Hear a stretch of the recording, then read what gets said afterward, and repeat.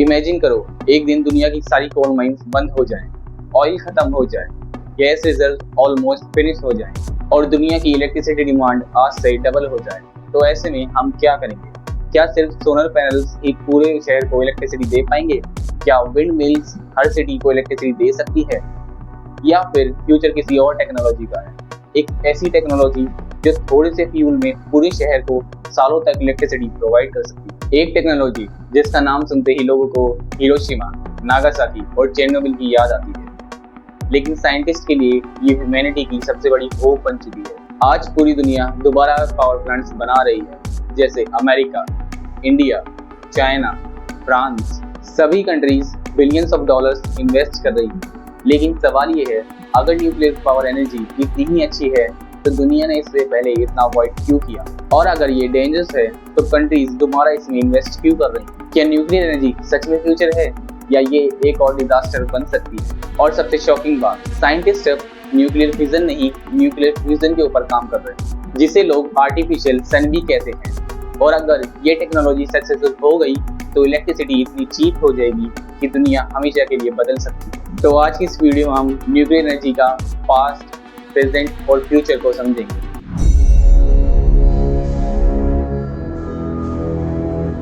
आज दुनिया की पॉपुलेशन 8 बिलियन से ज्यादा हो चुकी है। हर साल नए सिटीज बन रहे हैं, इलेक्ट्रिक व्हीकल्स बन रहे हैं, एआई को चलाने के लिए मैसिव डाटा सेंटर्स बन रहे हैं, एयर कंडीशनर, हॉस्पिटल, फैक्ट्रीज, सबको चलाने के लिए इलेक्ट्रिसिटी चाहिए। और सिर्फ इलेक्ट्रिसिटी ही नहीं, reliable electricity. International energy agency के अकॉर्डिंग 2050 तक इलेक्ट्रिसिटी डिमांड डबल हो सकती है। लेकिन प्रॉब्लम ये है, आज भी दुनिया की मेजॉरिटी इलेक्ट्रिसिटी फॉसिल फ्यूल से बन रही है, जैसे कोल, ऑयल, नेचुरल गैस। ये सब पॉल्यूशन क्रिएट करती है, कार्बन डाइऑक्साइड एटमॉस्फेयर में रिलीज करती हैं, ग्लोबल वार्मिंग बढ़ता है और क्लाइमेट चेंज और भी ज्यादा डेंजरस होता जा रहा है। इस वजह से दुनिया रिन्यूएबल एनर्जी की तरफ मूव कर रही है, जैसे सोलर, विंड, हाइड्रो इलेक्ट्रिक। लेकिन इनकी भी एक लिमिटेशन है, जैसे सोलर तभी काम करेगी जब धूप होगी, अगर क्लाउड्स आ गए तो आउटपुट खत्म। विंड मिल्स तभी काम करेंगी जब हवा चलेगी। हाइड्रो इलेक्ट्रिक हर जगह पॉसिबल नहीं है। इस वजह से साइंटिस्ट के सामने एक बड़ा चैलेंज है, एक ऐसी एनर्जी सोर्स जो 24 घंटे इलेक्ट्रिसिटी दे, वेदर पर डिपेंड ना करे, कार्बन एमिशन बहुत कम हो और डेकेड्स तक रिलायबल रहे। इस लिस्ट में न्यूक्लियर एनर्जी एक स्ट्रॉन्ग कैंडिडेट बनकर सामने आती है। लेकिन न्यूक्लियर एनर्जी को समझने से पहले हमें न्यूक्लियर एनर्जी की हिस्ट्री को समझना पड़ेगा। कैसे एक साइंटिफिक डिस्कवरी आज की दुनिया की सबसे पावरफुल टेक्नोलॉजी बन गई। न्यूक्लियर एनर्जी की स्टोरी शुरू होती है 1896 में, जब एक फ्रेंच साइंटिस्ट एंडी ने एक्सीडेंटली रेडियो एक्टिविटी की रिसर्च शुरू करी। उसके बाद मैरी क्यूरी और पेरी क्यूरी ने रेडियो एक्टिव एलिमेंट्स पर रिसर्च शुरू करी। इस रिसर्च ने न्यूक्लियर फिजिक्स की फाउंडेशन रखी। 1905 में एल्बर्ट आइंस्टीन ने अपनी फेमस इक्वेशन दी, E=mc²। ये इक्वेशन हमें बताती है कि एनर्जी और मास एक ही चीज की दो डिफरेंट फॉर्म। मतलब बहुत छोटा सा मास अगर एनर्जी में कन्वर्ट हो जाए तो unimaginable amount of energy release हो सकती है। लेकिन उस टाइम पे किसी को नहीं पता था कि इस इक्वेशन को प्रैक्टिकल कैसे बनाएं। 1938 में जर्मनी के साइंटिस्ट ओटो हान और फ्रिट्ज स्ट्रैसमैन ने यूरेनियम को स्प्लिट किया। इस प्रोसेस को कहा गया न्यूक्लियर फिजन। साइंटिस्ट शॉक रह गए कि एक एटम टूटने पर इतनी ज्यादा एनर्जी रिलीज हो रही थी जितनी केमिकल रिएक्शन से कभी नहीं मिलती। और सबसे इंटरेस्टिंग बात, एक एटम टूटकर न्यूट्रॉन रिलीज करता है जो दूसरे एटम को तोड़ते थे। इस प्रोसेस को कहा गया चेन रिएक्शन। यहीं से न्यूक्लियर एज की शुरुआत हुई।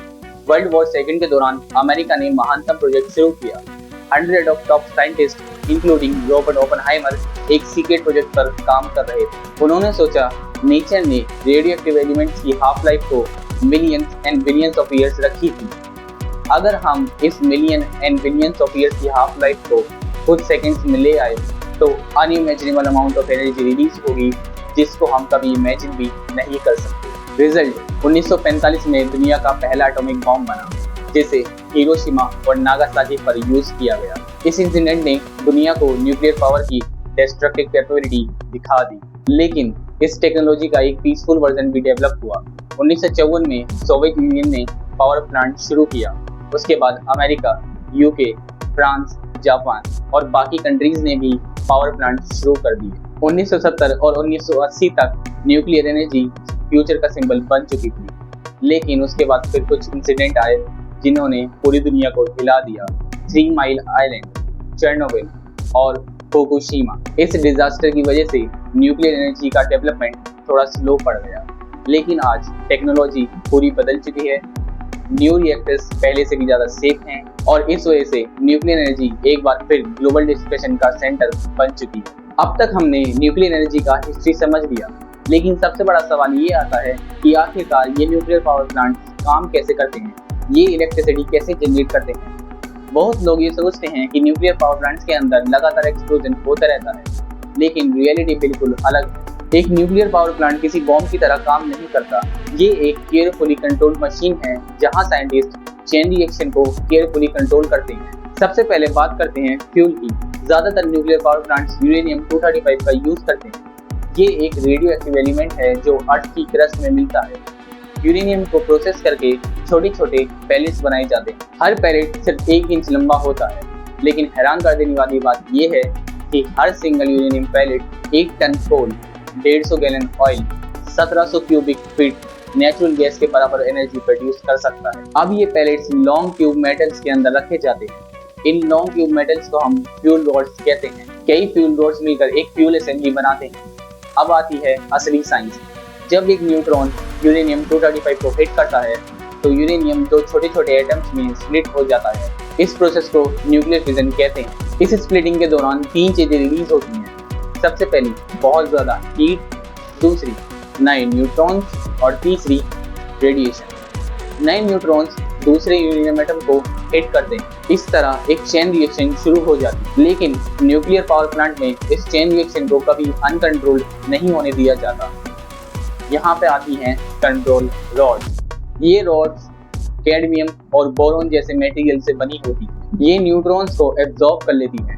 अगर रिएक्शन बहुत फास्ट हो रही है तो इन कंट्रोल रॉड्स को रिएक्टर के अंदर और ज़्यादा डाल दिया जाता है, और अगर पावर बढ़ानी है तो इन कंट्रोल रॉड्स को थोड़ा बाहर निकाल लिया जाता है।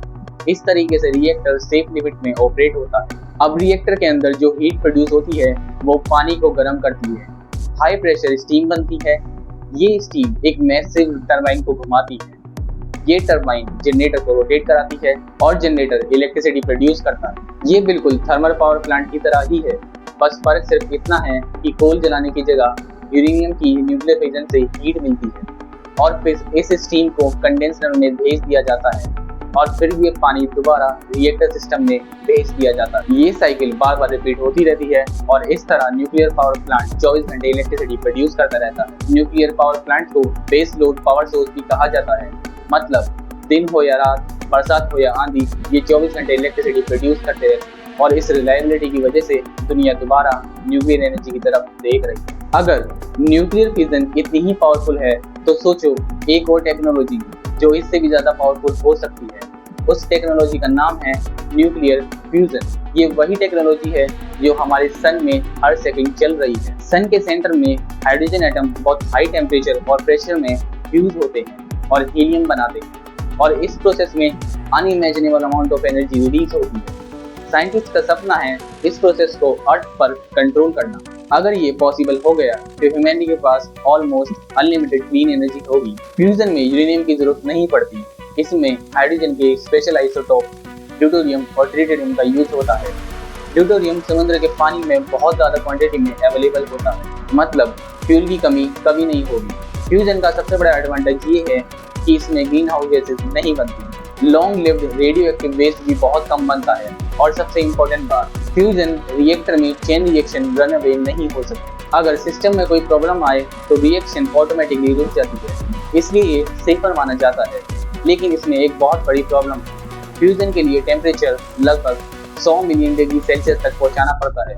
ये सन की कोर से भी कई गुना ज्यादा टेम्परेचर है। इतनी हीट को कोई नॉर्मल मटेरियल टच नहीं कर सकता, इसलिए प्लाज्मा को पावरफुल मैग्नेटिक फील्ड के अंदर सस्पेंड किया जाता है। इस टेक्नोलॉजी को टोकामाक रिएक्टर कहते हैं। आज फ्रांस में दुनिया का सबसे बड़ा फ्यूजन प्रोजेक्ट ITER बन रहा है। इस प्रोजेक्ट में 30 से ज्यादा कंट्री मिलकर काम कर रही हैं। इसके अलावा प्राइवेट कंपनीज भी फ्यूजन रेस में शामिल हो चुकी। अब बात करते हैं इंडिया की।